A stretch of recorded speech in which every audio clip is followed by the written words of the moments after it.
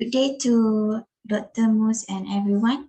I, Nur Izzah Husna Khadija, Emylia Farhana, Dinneshwaran, and Priscilla we are gonna present about the group leadership. The leader is Napoleon Anthony. So proceed to the introduction.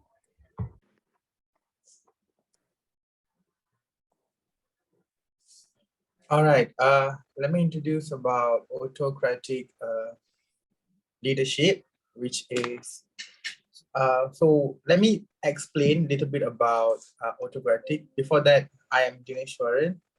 And yeah, so first is autocratic leadership, often referred to as authoritarian leadership, is a leadership style in which all decisions are made on an individual basis with little involvement from the group. In addition, autocratic leaders rarely take advice from their followers and frequently make decisions based on their opinions and judgment also. And we can understand that this type of leadership style is only effective in organization where the nature of work requires quick decision making. And this sole responsibility of the decision and the outcome is with the leader. It is considered to be a flexible leadership style, but also it's an effective one if leaders is responsible enough and smart enough to play their role. And some experts argue that this type of leadership style can be damaging rather than rewarding in the long run, as it resembles that of a dictator. So there is primary characteristic of this leadership, which there is 7. The first one is allow little or no input from the group members. So that means they can't get the opinion, and the leaders do not actually need opinion, or they don't really care about their opinion. And the second one is requires leaders to make almost of the decision. And the third one is provide leaders with the ability to dictate work method and processes. The fourth one is leave group feeling like they aren't trusted. They're not trusted with decision or important tasks. The fifth one is tend to create highly structured and very rigid environments. And the sixth one is discourages creativity and out of the box thinking. And the last characteristic is establishes rules and tend to be clearly outlined and communicated. All right, that's all introduction for the autocratic leadership style. And let me pass the presentation to the next presenter. Thank you very much.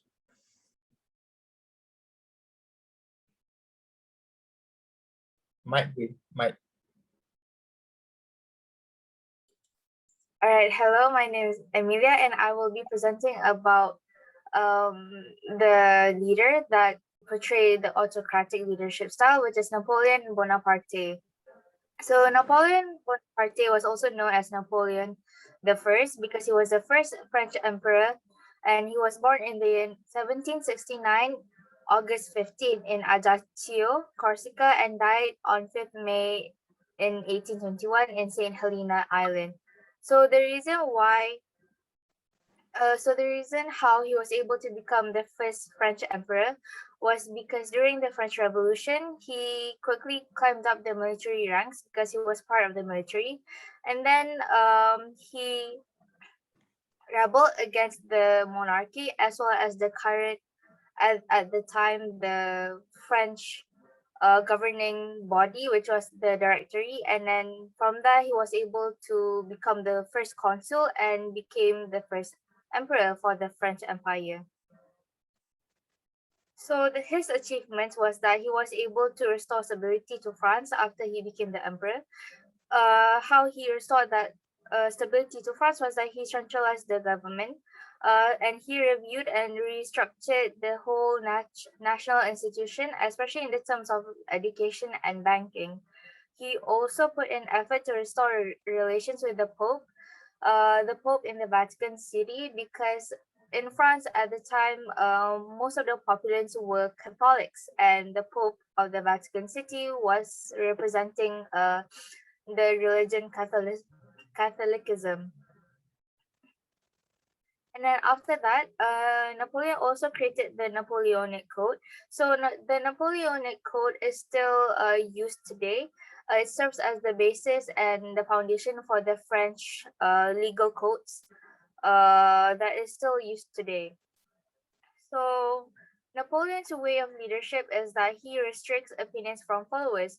So Napoleon, considering his military background, he as a military leader and strategist, he controls information by not revealing all of his plans and strategies to his followers. So by doing this, he is able to control the flow of intelligence and information within the military, so that there would be no any intelligence leak from his camp, from his military base to the enemy's base. And also after that would be that Napoleon has a structured environment. So considering how Napoleon is from a military background, right? So in the French Empire, there is a clear structure of power in which Napoleon serves as the emperor. He is the center of the power, and then there would be the governing bodies, which is followed by the ministers, the Senate, and then the Council of State. And below those three governing bodies would be other subgroups. So with this kind of power structure, it gives way to a more efficient and effective way of ruling France, the French Empire at the time. So that is all from me. So I will be passing to the next presenter. So thank you, Amy. So I was talking about the introduction about the transformational leadership. So transformational leadership is as inspire and educate, leader interact effectively and motivate their team because leader demand excellence for everyone and hold themselves as accountable. The following quality as a typical display by a transformational leader.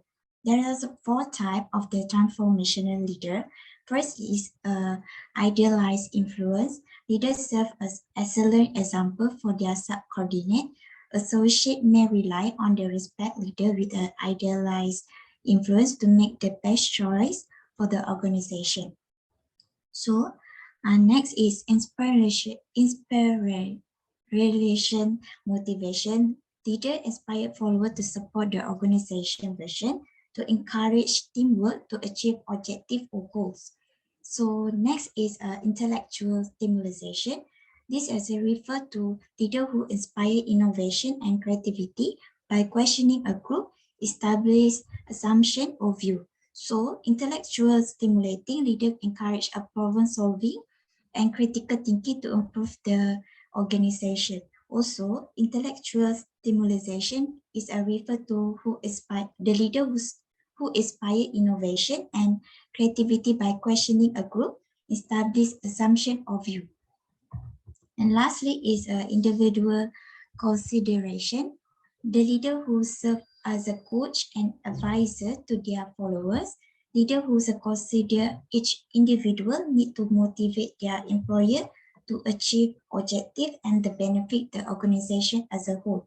Performance that as organization is a goal to the product the good transformative leadership. So we'll pass to the next presenter. Okay, thank you, Izzah, for the explanation. So I'll begin with the introduction of Tony Fernandez, which is the leader that we have chosen. So actually, leader is like a title for someone who is willing to take risks, for someone who is willing to do changes and to take appropriate plans for his or her to create a bigger opportunities. So as we all know, as a Malaysian, there is a famous airline called Air Asia. Air Asia is a well-known low-cost airline in Malaysia run by Anthony Francis Fernandez, or known as Tony Fernandez. So he was born in 30 April 1964 in Kuala Lumpur. And apart from being the CEO of Air Asia, he is also the founder of Tune Air, Sendirian Berhad, and began a hotel chain called Tune Hotels. So I'll just skip the part of his education, because I think that you guys can just read it from the booklet. I'll continue with how Tony Fernandez begin to have interest in Asia. So the first one is he came across this advertisement called EasyJet, and the idea of the low cost carriers came in. And then he built Tune Air Sendirian Berhad in the music industry, and basically Malaysia turned down the application of the license, but he did not give up and eventually met with the prime minister of the current prime minister, which is Dr. Mahathir, and Dr. Mahathir suggested for him to actually buy AirAsia with a highly indebted subsidiary of a government-owned company. So basically, at first he's not interested with AirAsia company, but interested with on how to apply license for the music industry. But actually, the Prime Minister suggested for him to buy AirAsia with a highly indebted company, I would say. So what is his achievement? Tony's achievement was a lot, but I'll just give it some of it. The first one is he was the Malaysia CEO of the year 2003 by American Express and Business Time, and then Emerging Entrepreneur of the Year in year 2003 also, and Excellence in Leadership by Asia Pacific Leadership Awards 2009, and 2010 Forbes Asia Businessman of the Year. Those are all of his achievements. And then I'll just come out with the two traits of famous of his ways of leadership, which is the first one is employees oriented and democratic and non-hierarchy. Employees oriented means that he puts his staff first before the customer. He believes that a great staff will lead to a great customer. So he put his trust in his staff to how to say, to attract the customers. And for democratic and non-hierarchy is AirAsia is a company that helps their staff to voice out their opinion or ideas. They are free to give their opinion or to make changes. And he also believed that the non-bureaucracy and non-hierarchy would help the company to grow in a good way. And then, okay, I think that's all for my part. Wait. Betul lah. Continue to the next, which is, betul lah, which is compare and contrast. Whose part is this? Okay, I'll continue with just compare and contrast. So for basically for Tony Fernandez, he used transformational kind of leadership. It shows that he is very easygoing and are open to any changes. He is willing to hear from a lot of different kind of opinions, especially from his staff. And I mentioned before that he is employee oriented, and the priority is given to his staff compared to the customers. And then he is very encouraging and full of motivation. This is because to create a healthy work environment. And then, but the disadvantage of this kind of leadership is that it allows people to take advantage on the loose rules. Basically, some people might take advantage and use it as in a bad way. And then as for Napoleon, autocratic, he used the autocratic kind of leadership. First is obviously non-democratic, because all these decisions and outcome is only coming from the leader. Advice or opinions from the followers is not needed. And then it allows the little input from the members. The group members or the followers is not allowed to give any advice or to give any opinions, as the decisions and the thoughts or ideas only came from the leader. But the advantage of this kind of leadership is to create a discipline and neat organizations, as everyone is needed to follow only one kind of rules. So continue for Priscilla's part, advantage.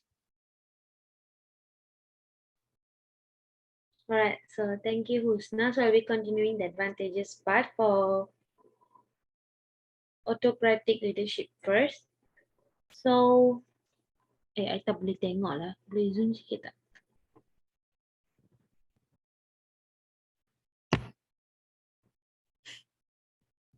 You can refer to your phone, Priscilla. I tak boleh buka sebab tu. Hah? I tak boleh buka. My line macam. Tak boleh zoom Emylia? Tak boleh zoom. Sudah. Cannot. Tak.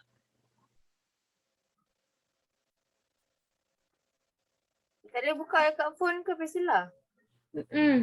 Wait. Alright, so as for the autocratic leadership, so the first advantage would be it allows for fast decisions to be made. Why is it so? It's because autocratic leaders, they don't expect and they don't take opinions of other people. They do what they want. So there are fewer organizational levels that need to be informed about every choice. Like the leader makes a choice and then they execute it. They don't have to ask for anybody's permission. And so second advantage would be it improves overall communication. So the communication coming from the leadership can be intentionally or unintentionally altered by each level of management. So the entire original message might have been lost by the time it gets to the workers who are doing the majority of the task upfront because the command is given directly to the workers engaged. So autocratic leadership, this kind of misunderstanding, the chances it happens is fewer than what it takes for normal leadership styles like democratic, transformational, and such leadership styles. So the third advantage would be helps in managing less experienced individuals. So autocratic leadership can be most effective in organizations with a substantial proportion of young and inexperienced members. It's because sometimes for workers or staff who are newly hired, they have no idea what they are going to do or how the system is going to be. So if they have leaders with autocratic leadership styles, their work is kind of easier because their leader, they make decisions about what to do, what not to do, and they give clear instructions on how to carry on certain things. So it'll be much more easier for them. And the final advantage for autocratic leadership style would be relieves pressure. So when there is a lot of pressure present, this leadership style can also be effective because group members may favor an authoritarian approach in stressful circumstances. So when, for example, when we are in charge of something, we would have the burden of pressure to execute it perfectly or to carry on it perfectly. So with an autocratic leader, we don't have to feel that way because everything they deserve. So the pressure is on them, but not on the staff, not on the people who are lower in organization, like workers and all that. So I'll move on with transformational leadership. So the first advantage would be it encourages the development of new ideas and concepts. So transformational leadership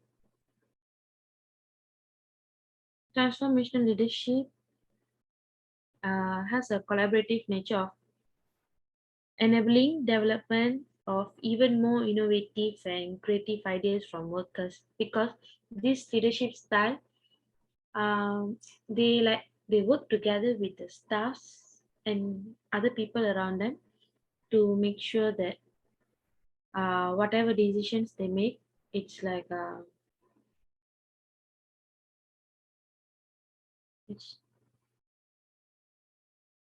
it's fairly taken. So the second advantage would be builds and maintains motivation and satisfaction. So according to research, Employees who work with transformational leaders are happy and healthier both at work and in their personal lives. Organizational success is boosted when employees are engaged and happy.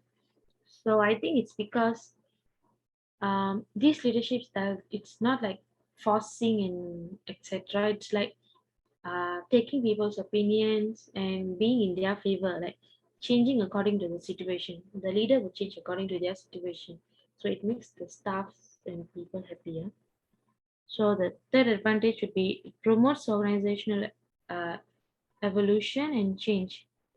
So additional advantages of transformational leadership is that they assist an organization in going through change. They do this by having a beneficial influence on the actions of the individuals in the organization. Like employees are more likely to accept change when the leaders engage them in the process or work to relationships or foster cooperation. So when we are included in something like in let's say to improve something or to build something, to create something new, we would be happy because we are being included. So that can actually promote change among staffs and the leader. So the last advantage would be it arouses enthusiasm. So people tend to want to join in. People want to join the fun when they witness other people smiling and laughing and having a good time because excitement is contagious. So often people under this kind of leadership, they tend to enjoy themselves because there's no pressure on them. They are like free to do anything but within the limit. So it makes them a happier version, which when other people look at them, makes them want to become or to work under that kind of leadership as well. And the fifth advantage would be oriented towards ethic. Incapailah kot.